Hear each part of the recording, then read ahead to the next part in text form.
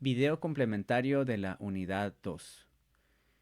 Prueba de hipótesis e intervalo de confianza para un coeficiente de correlación.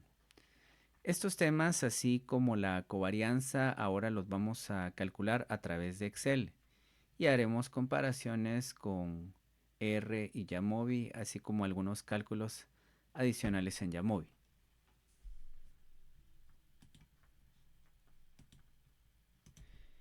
Bien, para ello empezaremos por ir a la carpeta donde tenemos los data frames y los scripts y vamos a elegir el archivo de Excel llamado covarianza y correlación. Este archivo contiene las observaciones de la investigación que exploramos anteriormente sobre la talla en pulgadas de madres y talla en pulgadas de hijas. Aquí un total de 1375 pares ordenados y esto va a estar en la primera hoja. En la siguiente hoja vamos a encontrar todos los cálculos relacionados a la correlación, la covarianza, así como el análisis exploratorio a través de este gráfico de dispersión. Es así que vamos a llamar X a las observaciones de la talla de las madres y Y a las observaciones de la talla de las hijas. Todas estas columnas se han llenado con cálculos que serán necesarios para cada uno de los estadísticos. Y bien, entonces vamos a tener aquí ubicado el tamaño de la muestra, 1375, y con la función de promedio se ha calculado el promedio de las observaciones X y el promedio de las observaciones Y. Primero, la covarianza que nos está mostrando la resta de cada una de las observaciones menos su media, todo esto dividido dentro de n-1, pero más bien el producto de las diferencias entre las observaciones y la media para el eje X y para el eje Y, o las variables X y Y, como varianzas individuales o el producto de varianzas individuales. La sumatoria de este producto de diferencias dentro de n-1, dado que estamos hablando de la covarianza muestral. Así tenemos la covarianza muestral de X y Y está dada por la sumatoria de las diferencias de cada una de las observaciones menos su promedio y el producto de estas observaciones dividido dentro del tamaño de la muestra menos 1. Es así que aquí necesitamos calcular las diferencias. Las diferencias las tenemos acá, como sería el valor promedio que está fijado acá como la ubicación que aparece en esta celda, la celda O23. Se ha fijado ese valor. Entonces a cada uno de los valores, aquí se va a hacer referencia al valor B2, B3, se le va a restar este valor fijado que va a corresponder a la media de la variable X. Y lo mismo será para esta resta o estas diferencias individuales de Y. Y esto sería cada uno de los valores menos el valor fijado de esta celda que va a corresponder al promedio de Y. Teniendo esto, vamos a tener el producto de esas diferencias individuales en esta columna. Y esto sería entonces multiplicar esto por esto. Bien, continuamos con la fórmula. La fórmula pues va a requerir la sumatoria de esos productos y esto lo vamos a encontrar al final de esta columna. La sumatoria de estos productos. Luego vamos a tener que todo esto va a estar dividido dentro del tamaño de la muestra menos 1. Entonces aquí se hace referencia a esta celda y se le está restando un 1. De esta forma hemos calculado la covarianza, que es una covarianza de 3. Y si nos fijamos en el cálculo acá en R, pues este es el mismo valor, 3, definiendo una covarianza positiva, lo cual se está reflejando en este gráfico que nos indica una relación directa.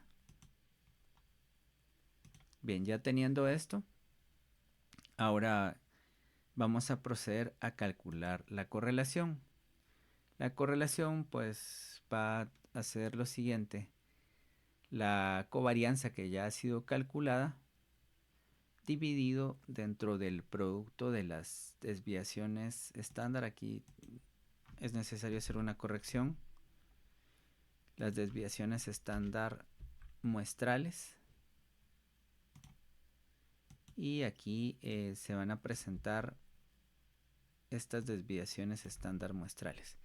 Entonces sería el producto de la desviación estándar muestral de la variable x por la desviación estándar muestral de la variable y. ¿Y cómo se van a obtener estas desviaciones estándar? Pues simplemente estas diferencias respecto a la media que se han calculado anteriormente se van a elevar al cuadrado para que no vayamos a tener después de sumar los valores negativos y positivos un valor final de 0. De manera que primero se van a elevar al cuadrado. Y esto lo vamos a hacer a través de esta columna. Esta columna que va a hacer referencia con una fórmula a esta otra columna y una potencia que es el circunflejo al cuadrado. Lo mismo para esta otra columna. Bien. De esta forma, las desviaciones estándar, vamos a tener aquí estas diferencias al cuadrado y vamos a tener una sumatoria de diferencias que se va a encontrar, esta sumatoria de las diferencias acá.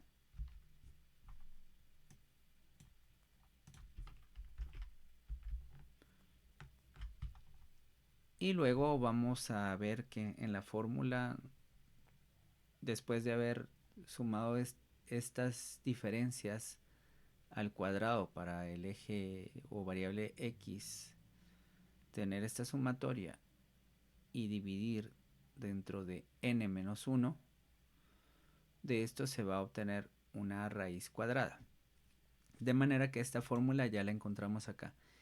Ese es el término que aparece en el numerador, este es el término que aparece en el denominador después de haber hecho las operaciones correspondientes, y la raíz de esa división nos va a dar este valor que va a ser la varianza muestral de la variable x, y utilizamos la misma lógica para calcular, corregimos, la desviación estándar muestral del eje y. Ahora bien, ya tenemos las desviaciones estándar muestrales para x y para y. Entonces vamos a proceder a calcular el coeficiente de correlación muestral, que será la covarianza que la estamos obteniendo de acá. Acá estoy haciendo referencia a esta celda, y esto en el numerador, y en el denominador el producto de estas dos desviaciones estándar. Desviación estándar muestral de x y desviación estándar muestral de y. Bien, aquí tenemos un valor para el coeficiente de correlación muestral de X y Y correspondiente a 0.49. Un valor que nos está reflejando una relación intermedia, de débil a intermedia o moderada. Y por otro lado, tiene un signo positivo, igual que el signo que nos presenta la covarianza. De manera que ya tenemos aquí estos dos estadísticos descriptivos de la relación que observamos aquí entre las variables X y Y. Esto se puede reflejar también en la nube de puntos, que si bien muestra claramente una relación directa, pues esta no es del todo lineal. Hay demasiada dispersión en torno a un posible modelo lineal. Pero posteriormente vamos a hacer el cálculo de tanto del test de hipótesis como del intervalo de confianza a manera de hacer inferencia estadística o presentar y calcular los estadísticos que nos permitirán hacer inferencia estadística. Si nos preguntamos cuál es el fin de hacer estos cálculos de covarianza y correlación, así como esta gráfica, y luego calcular una prueba de hipótesis para el coeficiente de correlación poblacional y su correspondiente intervalo de confianza, pues vamos a pensar que el primer paso va a ser determinar, dado que son dos variables cuantitativas, si hay algún tipo de relación, y esto de forma visual.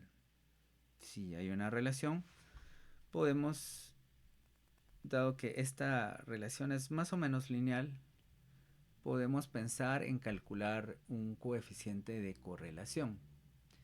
Y a manera de ejemplo se ha hecho el cálculo de la covarianza para ver las relaciones que hay entre ambos estadísticos, y que para hacer el cálculo del coeficiente de correlación necesitamos también previamente el cálculo de la covarianza. Pero estos son valores muestrales, una covarianza muestral, una correlación muestral. Y podemos decir que en la muestra que hemos obtenido existe una relación de débil a moderada una relación de débil a moderada de forma lineal entre ambas variables. Podrían haber otras relaciones mejores que no sean lineales, pero esto no es lo que vamos a tratar en este video. Lo importante aquí es de que hay algún tipo de correlación muestral, como estamos viendo. Obviamente esto es mejor que si la correlación correspondiera a punto 20 o punto 35, y esto también es peor a una mejor correlación que podría ser punto 75, punto 80. Estos son detalles de la correlación muestral. ¿Qué pasa si queremos hacer inferencia estadística y preguntarnos si de la población de la que se ha extraído esta muestra, sobre todo si esta muestra fue una muestra aleatoria y se han cumplido con los supuestos de los que ya se han hablado anteriormente? Nos vamos a preguntar si en esa población el coeficiente de correlación poblacional podría ser igual o diferente de 0, o igual o mayor a 0. Y esto significa, pues, en general, que alguna relación lineal se va a observar en la población.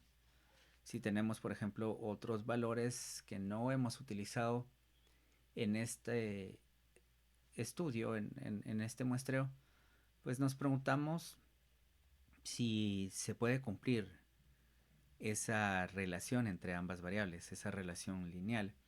Eso es parte de la inferencia estadística, y tenemos entonces dos formas de hablar de la inferencia estadística. Esta relacionada a la hipótesis, que al final podríamos estarnos preguntando si esa relación que observamos en la muestra se podría deber o no al azar a través de un test de hipótesis.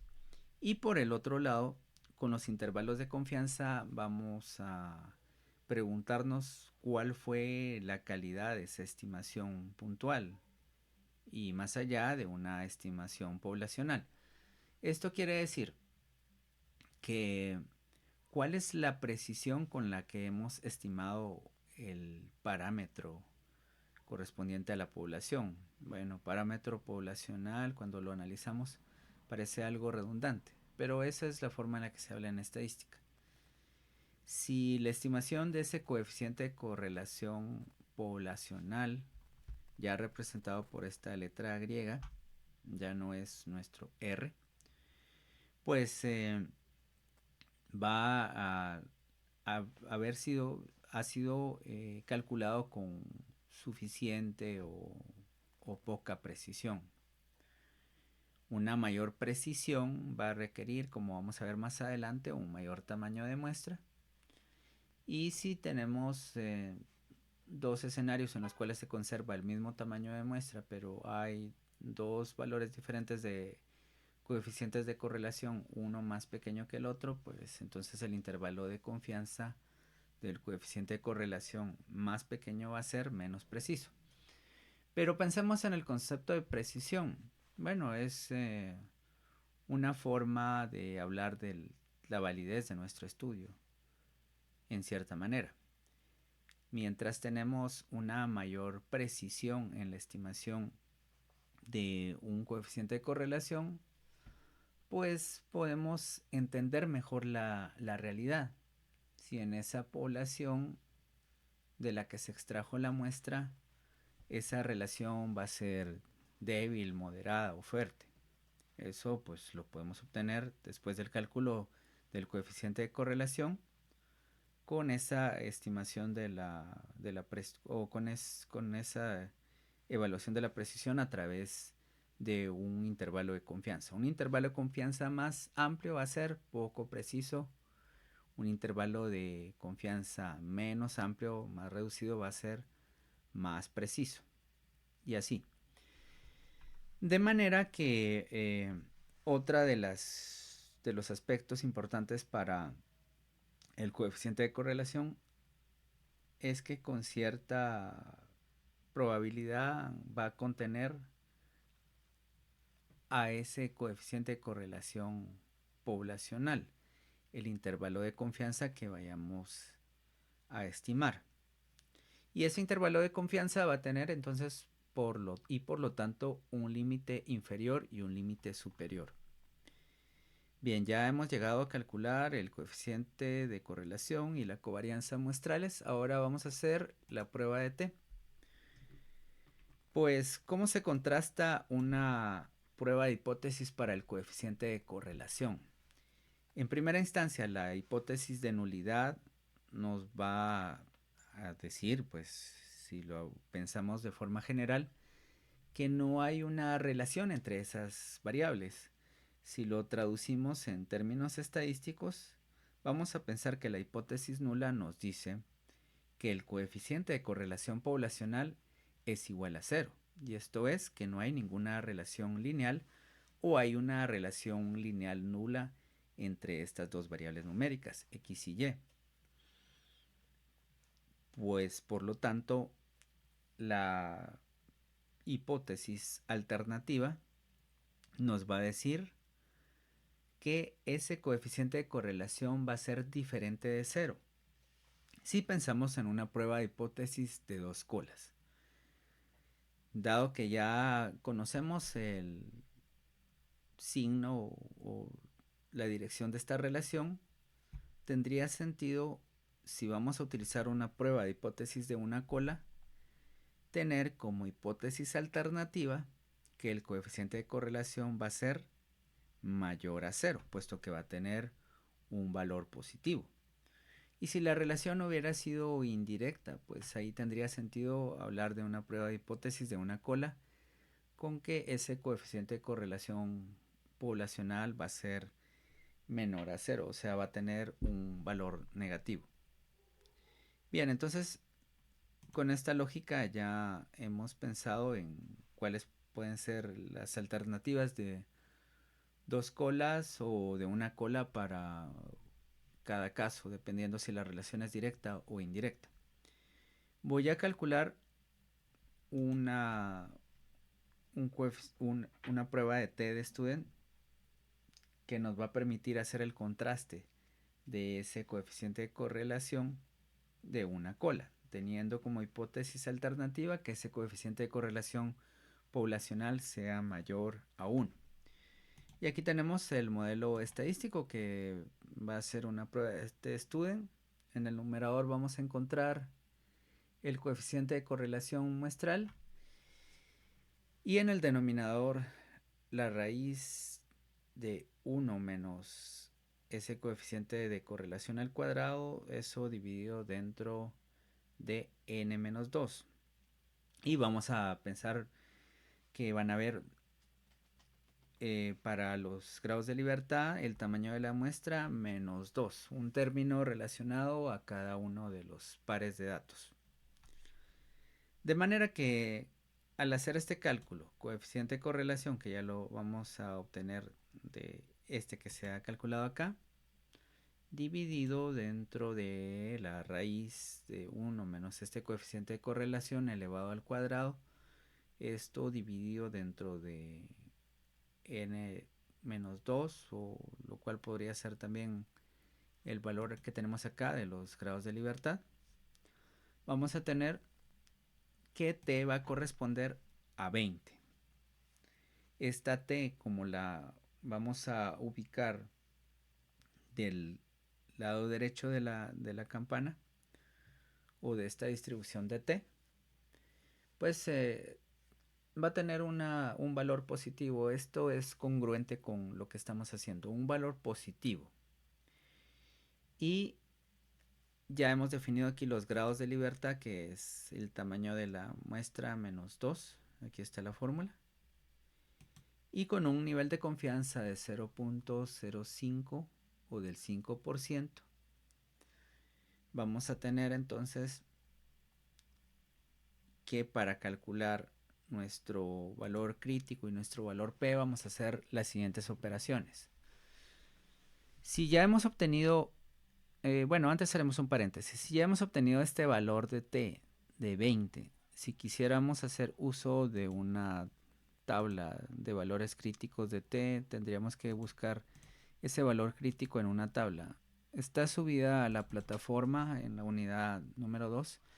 Esta tabla de valores críticos de la distribución t-de-student obtenida del libro Bioestadística de Blair y Taylor. Bien, entonces, ¿cómo se va a utilizar acá? Estamos pensando en una probabilidad de una cola para un nivel de significancia de 0.05. De manera que tenemos 1373 grados de libertad. Obviamente esta tabla no va a llegar hasta tantos grados de libertad. Aquí están todos los grados de libertad. Y vamos a buscar la última parte de esta tabla, que es el infinito. Y en esta columna de P de una cola, 0.05. El valor va a ser 1.645, el valor crítico. Esto se va a entender de la siguiente manera. Si tenemos aquí una distribución,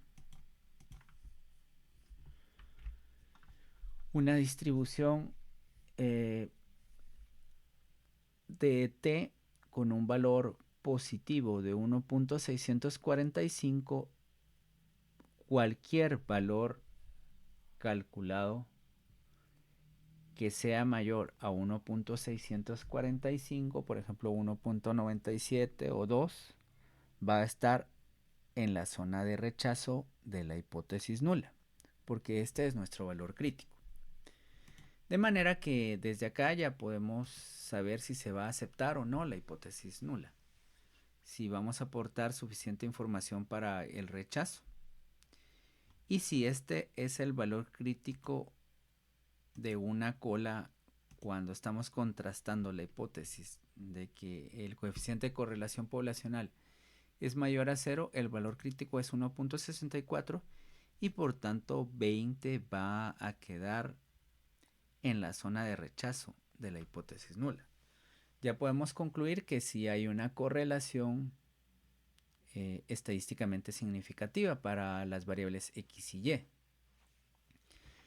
Pero podemos hacer nuestro cálculo a través de Excel, como aparece por acá. ¿Ya? Este valor de 1.64 es el mismo que yo había ubicado por acá, 1.645. Bien, ¿y cómo se hace eso? Para eso se va a utilizar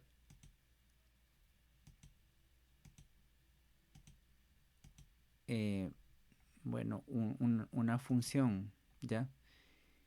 Aquí tenemos el inverso de t. Es la función inverso t, donde se va a ubicar los grados de libertad y el nivel de significancia. De manera que podemos utilizar esta plantilla trabajando con otros niveles de significancia. Y este otro valor, pues dado que va a ser el valor que se va a encontrar en, pues, en la cola derecha, únicamente podemos hacer referencia a este otro que está acá multiplicado por 1, porque este va a tener un valor positivo. Si trabajamos con dos colas, vamos a utilizar la función inverso t 2c, o sea, la función para dos colas. Esto nos va a solicitar obviamente los grados de libertad y el alfa. Bien, entonces este valor crítico que ya lo habíamos ubicado en la tabla correspondiente, también lo vamos a tener aquí a través de Excel. Bueno, regresando a los otros software que hemos estado utilizando, pues el valor T que aparece acá es de 20.868 cuando se calculó en R. Y aquí están los grados de libertad. Un valor P estadísticamente significativo.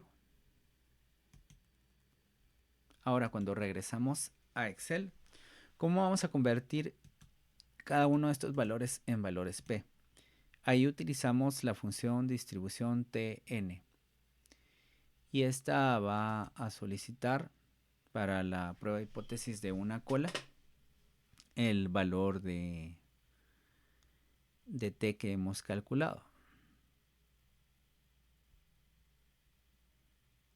Esto es el valor de T, los grados de libertad.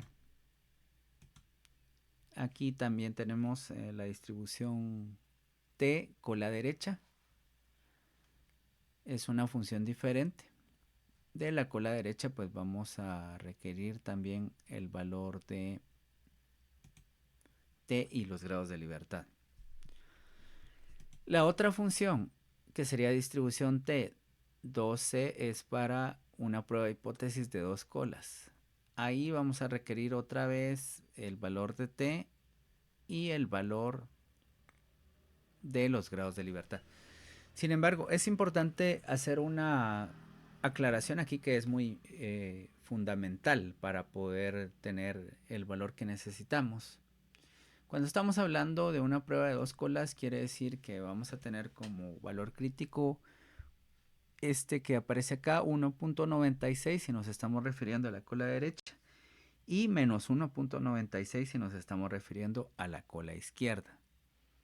Esto no va a poder calcularse aquí en Excel. De manera que para Excel lo único que le va a importar para calcular este valor P es el hecho que tengamos un valor pues absoluto para esta T. Si esta T hubiera sido un menos 20, pues la fórmula va a utilizar su valor absoluto, que sería el tamaño del efecto, o sea, solo el 20.86. De manera que es recomendable aquí, si esto se va a utilizar como una plantilla, pues simplemente solicitar el valor absoluto de esta T. Aquí en la pestaña solo inferencia podemos ejemplificar esto. Si tenemos, por ejemplo, ya una T negativa, menos 20.86, 7. Yo la puedo poner aquí. Su valor negativo. Entonces van a ver aquí algunos cambios. Aquí estaríamos hablando de un coeficiente de correlación con signo negativo. En consecuencia, este coeficiente de correlación estaría hablando de una relación indirecta. Y si queremos establecer una hipótesis de alternativa que sea útil, sería el hecho que ese coeficiente de correlación poblacional sea menor a 0 y esté en la cola izquierda, de manera que su valor crítico va a ser menos 1.64. Otra vez, menos 20.86 va a ubicarse en la región de rechazo de la hipótesis nula, dado que el valor crítico es menos 1.64. Menos 20 es mayor que menos 1.64. Y vamos a tomar la decisión de que se rechaza la hipótesis nula, pero si lo vemos como un valor P, pues este valor P va a ser estadísticamente significativo, como este que aparece acá. Podemos visualizar esto también cambiando el formato como un número con, por ejemplo, 3 decimales. Una de las reglas para presentar estos valores P tan pequeños y que es importantísima es presentarlo de esta manera, menor a 0.001. En la última unidad de este curso vamos a brindar más detalles acerca de cómo se deben de publicar estos resultados. Pero voy a volver acá a la versión en notación científica. Ahora, ¿qué pasa si estaríamos hablando aquí de una prueba de hipótesis de 2 colas?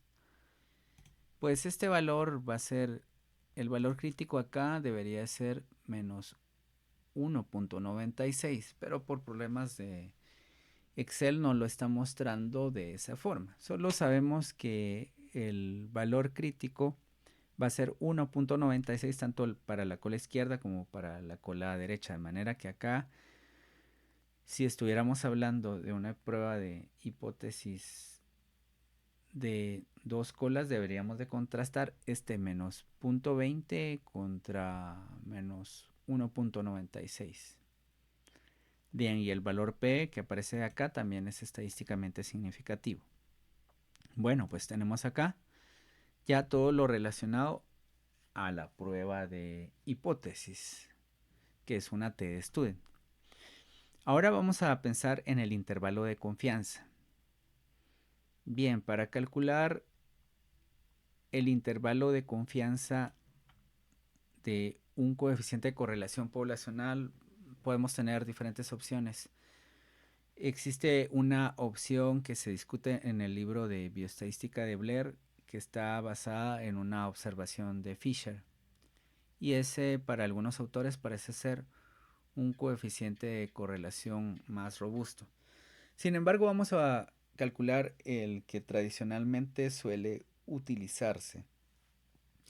Y bueno, este es el que aparece en YAMOV y en R. Y para poder hacer el cálculo de este coeficiente de correlación, de primero debemos de convertirlo a un valor de z. ¿Ya? Esto porque vamos a trabajar con una distribución más o menos normal. Se supone que estos intervalos de confianza calculados de esta forma deberían de tener como un supuesto que estos pares de observaciones fueron extraídos de una distribución pues combinada, normal, que tiene pues una distribución bivariada normal, o pues en la práctica que cada una de las observaciones, tanto X como Y, provienen de poblaciones que se distribuyen de forma normal. Bueno, pues esta es la lógica de hacer la transformación a z. Y para la transformación a un valor z del coeficiente de correlación tenemos esta fórmula que sería un medio del logaritmo neperiano de la división de la suma de 1 más el coeficiente de correlación muestral dentro de 1 menos el coeficiente de correlación muestral. De manera que aquí aplicamos la fórmula y para este coeficiente de correlación de 0.49 el valor de z correspondiente va a ser de 0.53. Bien, ahora vamos a ver cómo se calculan los intervalos de confianza de este estadístico z.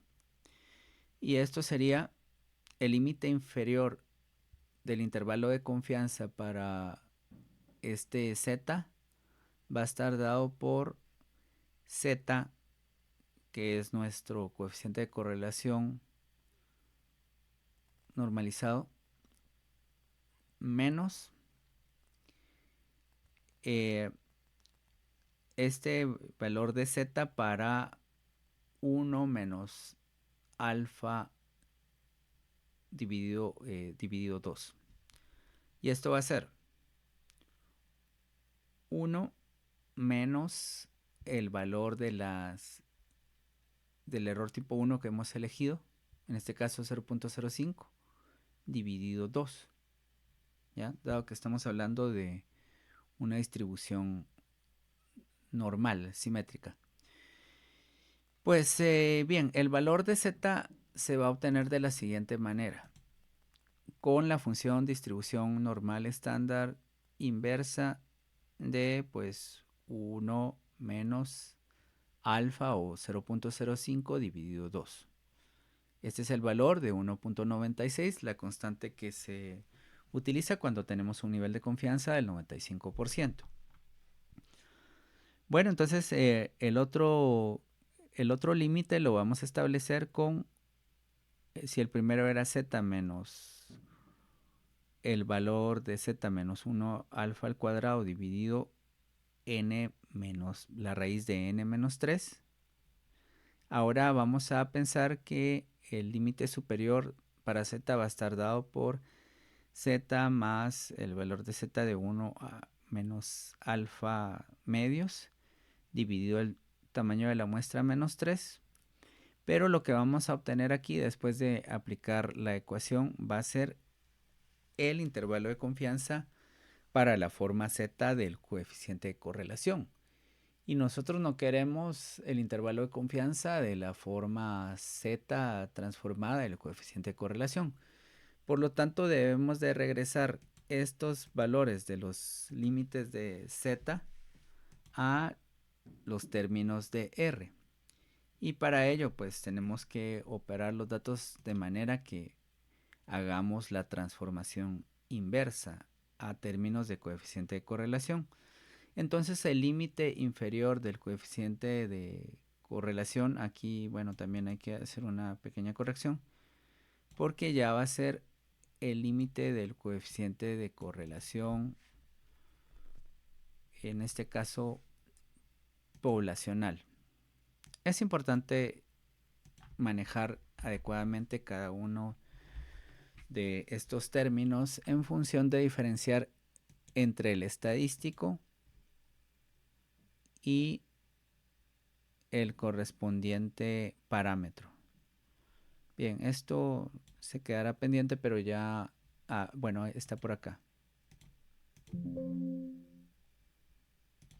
Y lo mismo para esto.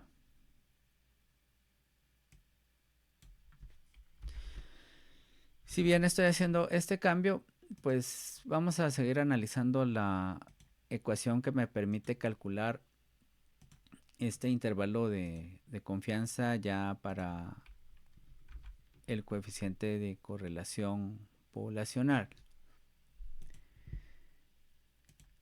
El límite inferior del coeficiente de correlación poblacional ahora va a estar dado por la transformación de este límite inferior en términos de z.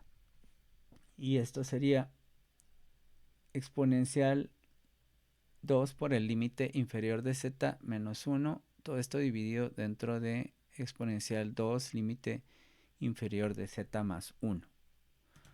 Con esto entonces vamos a obtener los valores correspondientes al intervalo de confianza. Bien, aquí se ha perdido la ecuación, pero es sencillo trabajar con ella. Esto sería, y para que la entendamos otra vez,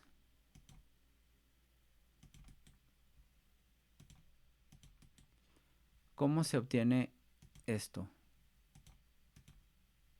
Bueno, todo esto se obtiene de la siguiente manera.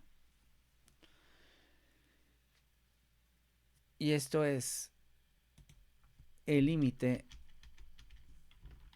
superior de z y esto es el límite superior de z.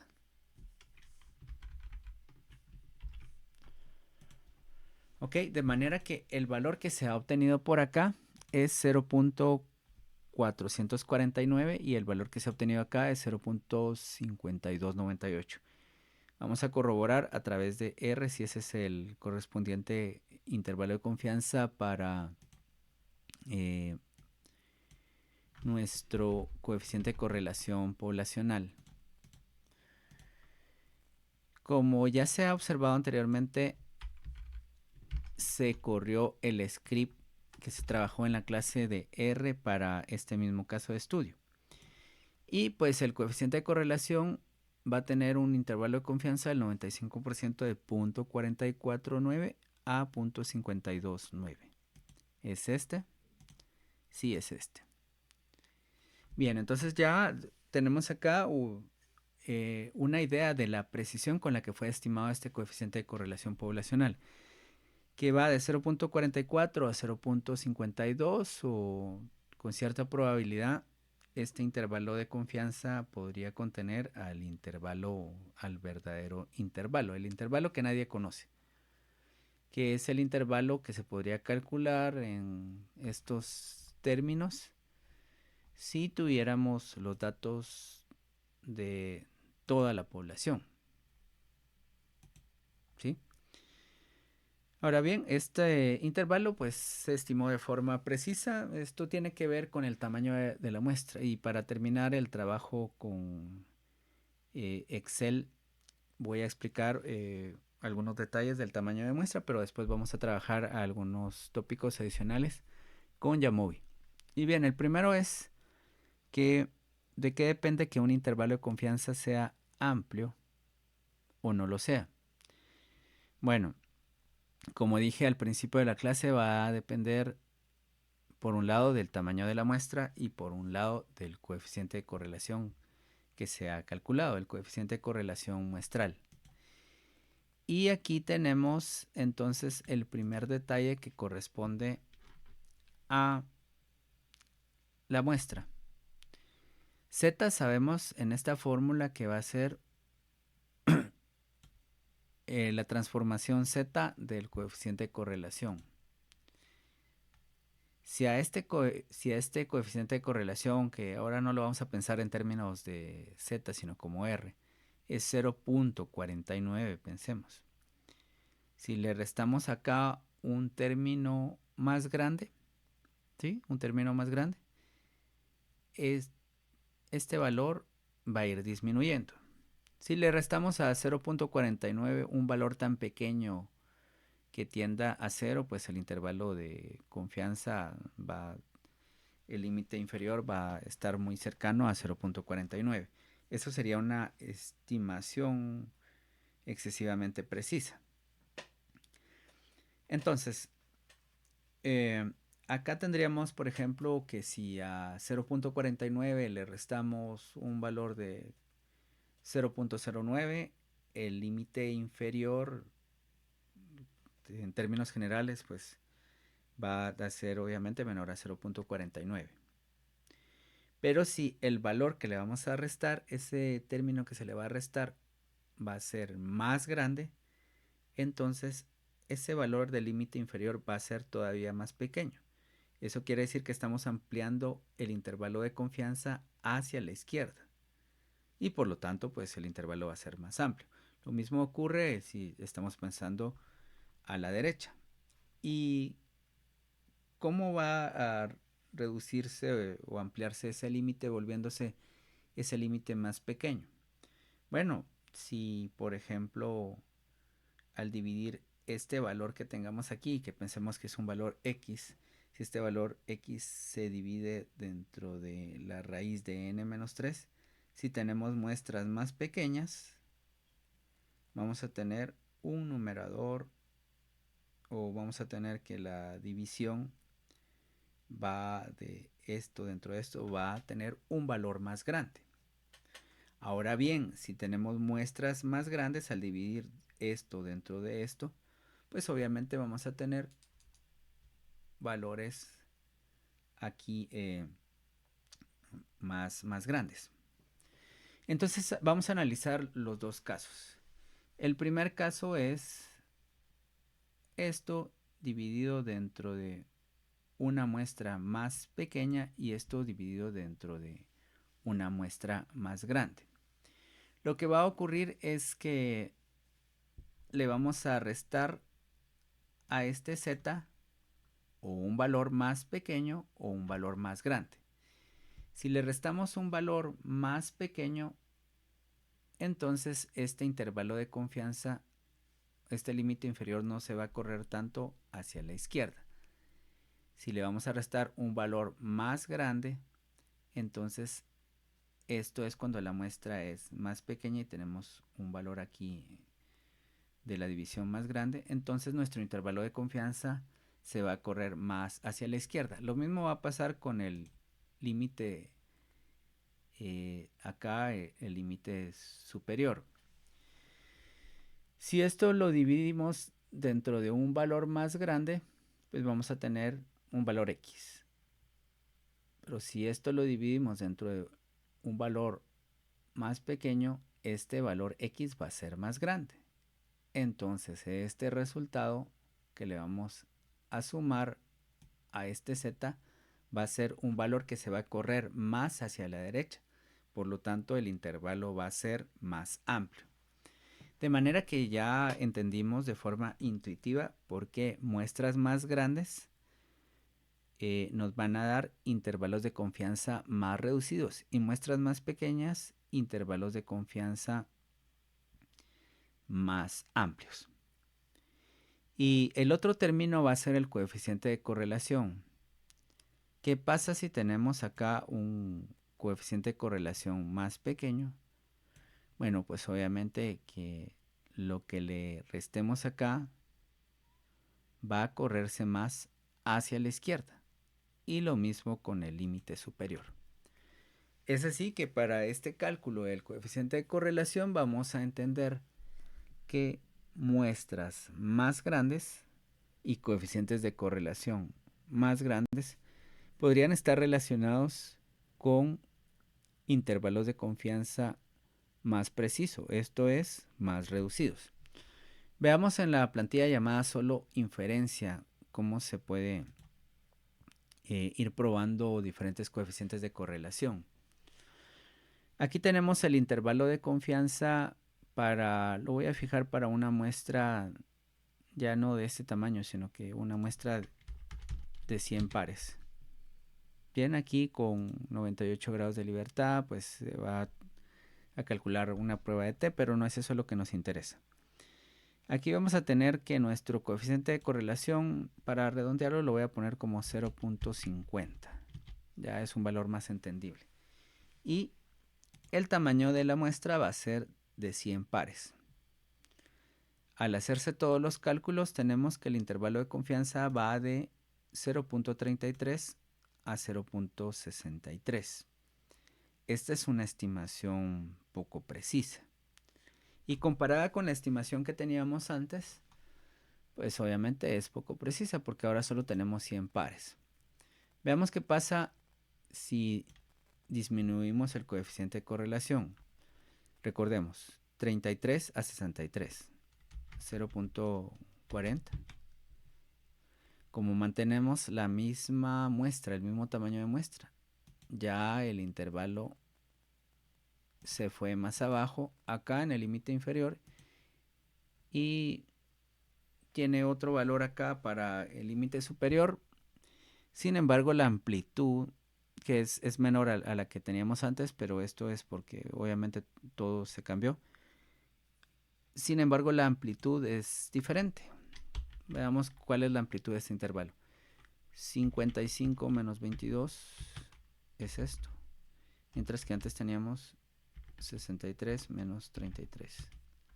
Era esto. Ok.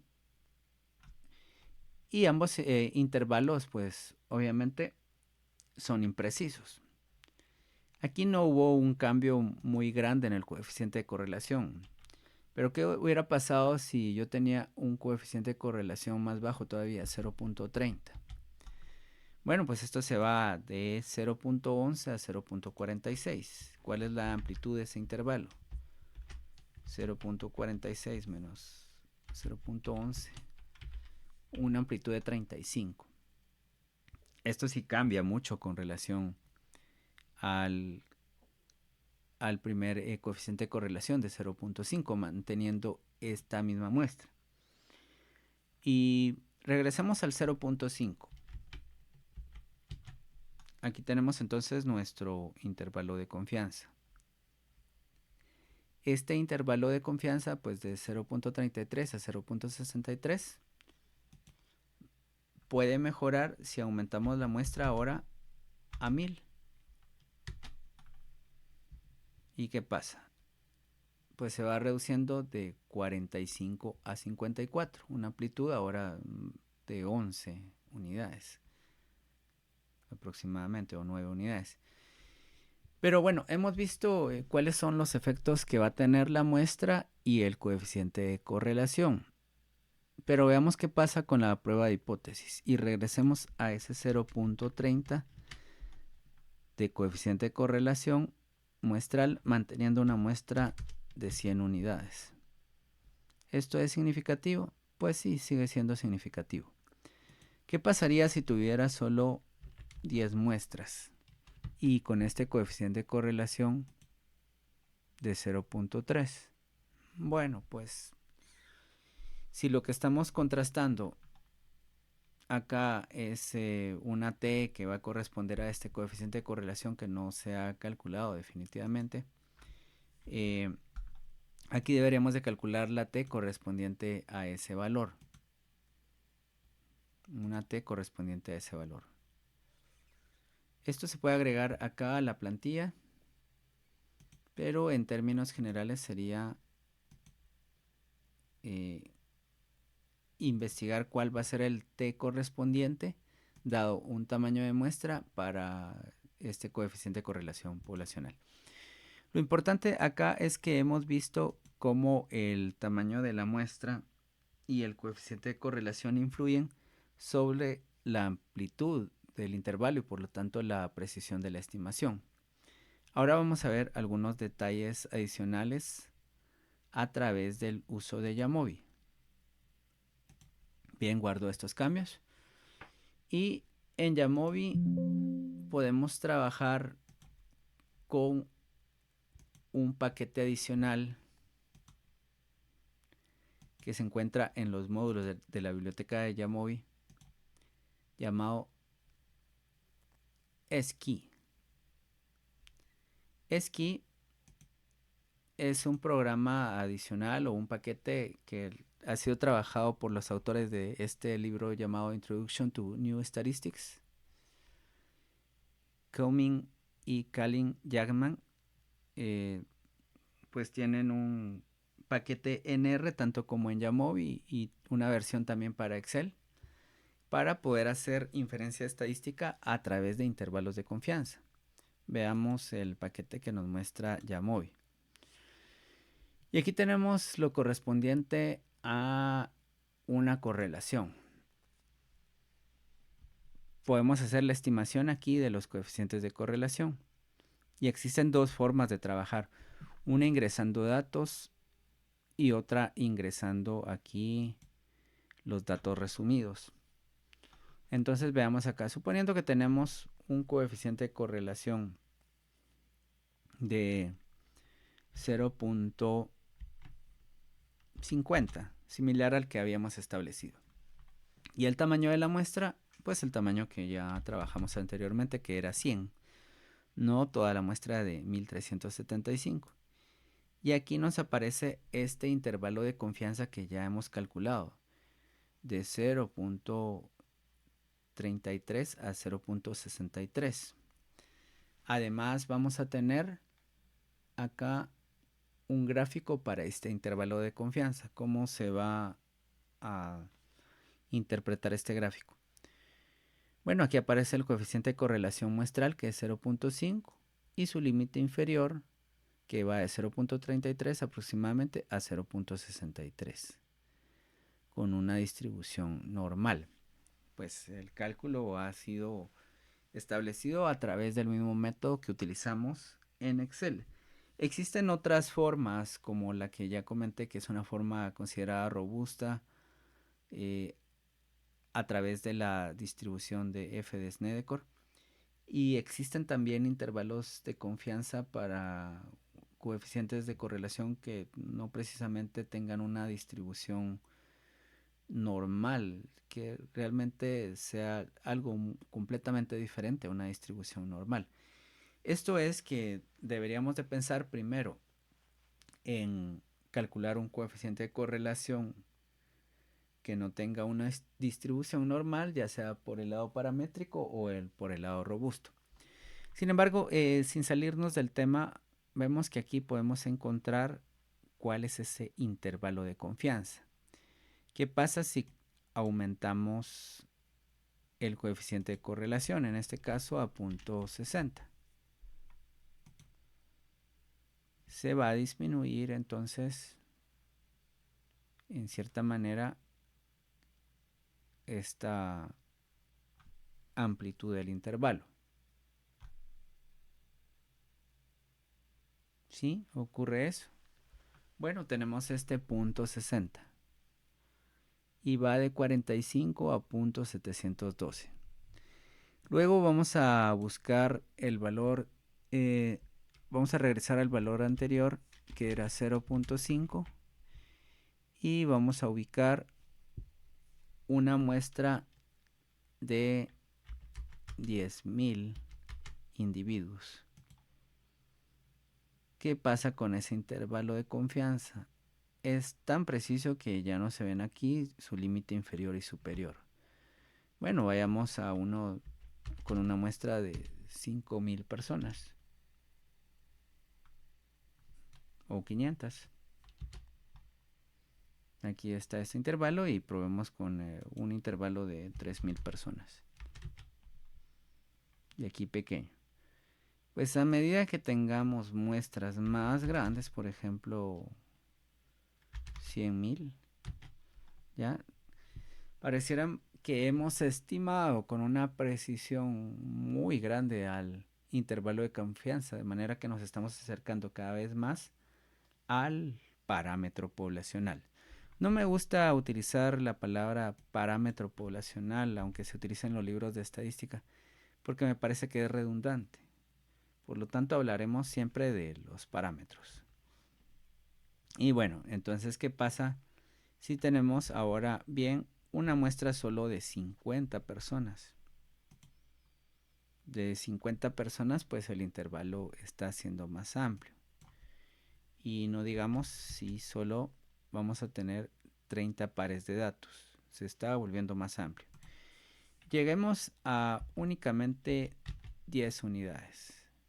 Aquí está, ¿verdad?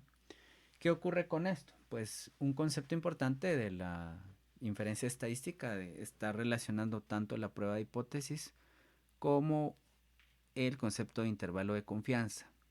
Este intervalo de confianza está cruzando el cero, ¿ya?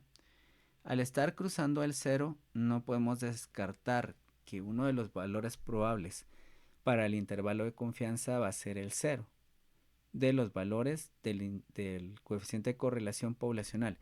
¿Y qué pasa si el coeficiente de correlación poblacional podría tomar un valor de cero en la población de la que se extrajo la muestra? Pues simplemente lo que ocurre es que no se puede descartar esa hipótesis nula y no podemos decir que hay alguna relación en la población de la que se extrajo la muestra para las variables X y Y. De manera que aquí hemos llegado a ver dos utilidades del intervalo de confianza. Por un lado, determinar la precisión con la que se ha hecho esa estimación del coeficiente de correlación poblacional y por el otro lado utilizarlo para rechazar o no la hipótesis de nulidad. Y bien, ¿qué pasa cuando se trabaja con valores que ya están tabulados? Bueno, para eso vamos a utilizar otro de los casos de estudio con los que hemos trabajado, que es grasa corporal. Y si ustedes se recordarán, en grasa corporal vamos a tener la relación entre dos variables, pero vamos a tener también una variable categórica que es el sexo. Bueno, busco aquí el data frame grasa corporal y ahora voy a esquí y no voy a utilizar la función de estimate correlation, sino estimate correlation difference. ¿Y esta para qué nos sirve? Bueno, en primera instancia aquí vamos a tener la variable del eje Y. Olvidémonos esto de predecir Y. Simplemente vamos a tener la variable que hemos estado graficando en Y en las anteriores clases cuando trabajamos con este estudio de caso. Y la otra variable era el índice de masa corporal. La relación que había entre estas variables recordábamos que era más o menos lineal. ¿Y cuál va a ser su coeficiente de correlación? Pues lo vamos a recordar. Sin embargo, en este módulo lo que nos interesa es comparar los coeficientes de correlación estratificados por una tercera variable que va a ser de tipo categórica. Y aquí le voy a poner el moderador categórico, va a ser el sexo. Y vamos a ver que nos aparecen por acá los valores del coeficiente de correlación muestral para hombres acá, 0.61, y para mujeres 0.64, que es un valor un tanto más alto. Les había comentado que en algunos casos, cuando ocurren estos fenómenos que analizamos en la clase número 1, cuando estamos hablando de modelos multivariantes, podrían cambiar drásticamente las direcciones o las magnitudes de esos coeficientes de correlación o de los tamaños de los efectos y también la dirección de la asociación en presencia de una variable moderadora. Y aquí vemos que si bien hay ciertas diferencias entre el coeficiente de correlación de IMC y porcentaje de grasa de pliegues entre hombres y mujeres, pues esta diferencia no es tan grande si solo hacemos esta comparación. Pero estas comparaciones también las podemos hacer a través de intervalos de confianza y esto es lo que nos presenta por acá. El intervalo de confianza vamos a ver, de mujeres va a ir de punto 433 a punto 783. ¿Dónde ubicamos esto? Pues de aquí hasta acá. Estos son el intervalo de confianza de los hombres y esto es el intervalo de confianza de las mujeres. Como podemos ver, estos tienen valores en común, se traslapan. No se puede descartar una hipótesis interesante que sería si la correlación entre esas variables difiere entre hombres y mujeres. Entonces se concluye que no se puede rechazar esa hipótesis nula. Parece que el coeficiente de correlación poblacional de mujeres y de hombres no difiere, es similar, no hay diferencias. Posteriormente podríamos, cuando estamos trabajando con regresión multivariante, regresar a este programa para poder establecer pues las relaciones que podrían haber entre una tercera variable y la variable predictora que se ha establecido. Y pues aquí mismo encontramos también el gráfico que ya habíamos visto en otro programa, pero encontramos un intervalo de confianza para la diferencia. Y este es importante porque nos dice la diferencia entre los coeficientes de correlación de Pearson va a ser en promedio de 0.0288. Este intervalo de confianza va de menos 2,37 a 2,9. Como este intervalo pasa por 0, nos dice que es probable la diferencia 0. ¿Y qué es la diferencia 0? La no diferencia. Por lo tanto, este módulo nos puede permitir hacer análisis en los cuales llegamos a la conclusión de si los coeficientes de correlación varían entre sí cuando se hacen estratificaciones por grupos. Bien, con esto hemos visto los temas complementarios y hemos trabajado ya con Excel.